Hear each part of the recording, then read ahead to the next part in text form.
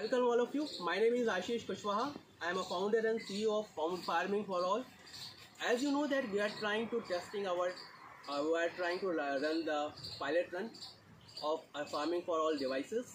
Now I would like to tell you about what we are planning, how we are going to do that, and what is the duration of pilot run program. So I'll give you the complete details about the complete plan of the pilot run, so that you will be aware that what we are going to do that. So this is the this is a greenhouse which we are setting up as of now. We are setting a cherry tomatoes and a capsicum.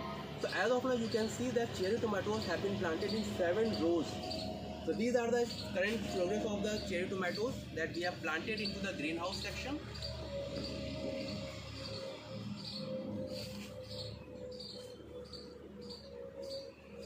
So these cherry tomatoes, so we have planted a seedlings of the cherry tomatoes which is being procured from the Pusa Institute, Delhi, and this is our working. As of now we have planted it, and the second half what is we would like to cover it, right, that we are going to plant a capsicum. So this in greenhouse will be divided into 2 parts. In left hand side, this side will be, we are fitting it, and that will be it will be irrigated and monitored and controlled by our smart devices. We have 2 devices, a smart irrigation controller. I would like to show you also. Please give me the smart irrigation controller from there.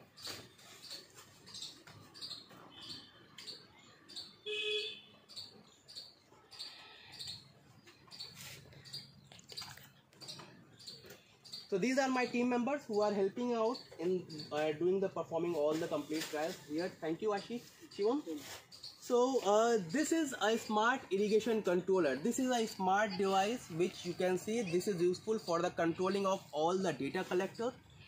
This is equipped, so it is having a communication as a it will be having a communication system with a Wi-Fi and a GSM.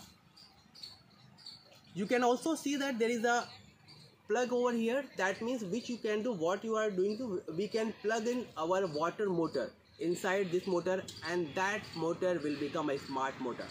That means you can connect the water motor with this, and that water motor will be used for the irrigation of these devices. So this is the independent system. And another advantage I would like to tell you, that this controller makes any device as a smart device. That means you can connect any device which is having a 1 horsepower capacity.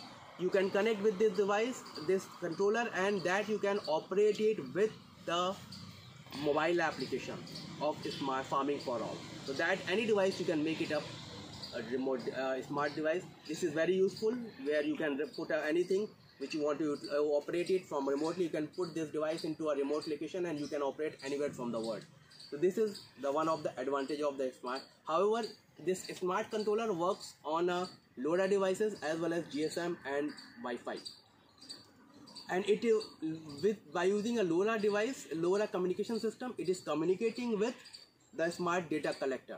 Now I would like to show you what is a smart data. This is my smart data collector. That means this is equipped with the sensors. I can show you. This is this is the probe what I have taken it out. This is our smart data collector. You can see it contains as of now 5 sensors. First, this is a soil moisture sensor which it contains. Second sensor we have added is a pH sensor. This is a multi-depth pH sensor. You can see there is a section 1, 2, 3, 4, 5 and 6. There are 6 inches are there. So you can get the data of depth of 6 inches to get the pH data.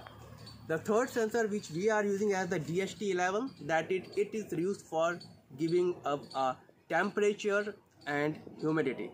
So we are able to get the data from this sensor, temperature and the fifth sensor, that is LDR sensor, which we are using, which we get that sunlight. So as of now in this pilot run, we are going to capture only 5 data with these sensors. This sensor will be able to communicate with the controller, and these both devices can communicate up to 10 kilometers without network by using a LoRa network. So this will be sending it out the data, and the data what is it this section we can able to configure what is the interval we want it. Based on that specified interval, it will send the data from the files. It will send the data to controller, and controller will send all the data to our cloud application on a specified period time. So this is how we are going to communicate it, and by using this sensors, this probe, we are able to digitize the green field or any farming field, so we can get the digital records of, as of now, these five data we can digitalize it. And we are going to process it with our machine learning algorithm and do the analytics, and will publish the results so that we can utilize this for the further research and analysis purpose.